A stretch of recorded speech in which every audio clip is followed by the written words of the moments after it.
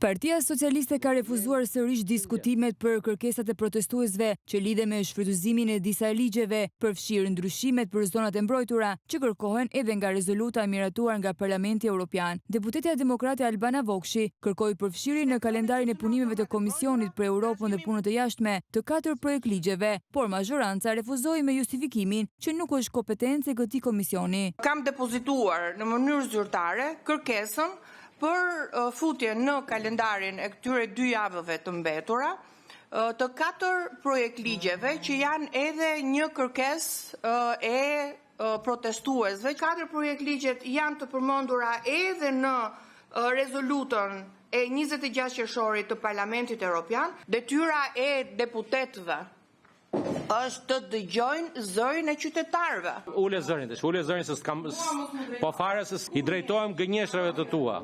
Është kërkesë e pa bazuar në rregullore. Parlamenti Evropian ka kërkuar fuqizimin e ndryshimeve të vitit 2024 në ligjin për zonat e mbrojtura deri në përputhje e plot me standardet europiane. Ja, a jemi në Komisioni Integrimit Evropian zyrtarisht kërkohet kjo gjë. Prej 37 ditësh, qytetarët po protestojnë duke kërkuar largimin e kryeministrit Edi Rama, ndërsa kërkojnë edhe shfuqizimin e ndryshimeve në ligjin për zonat e mbrojtura, shfuqizimin e ligjit për investime strategjike, shfuqizimin e paketës së maleve dhe shfuqizimin e disa dispozitave të ligjit për trashëgiminë kulturore.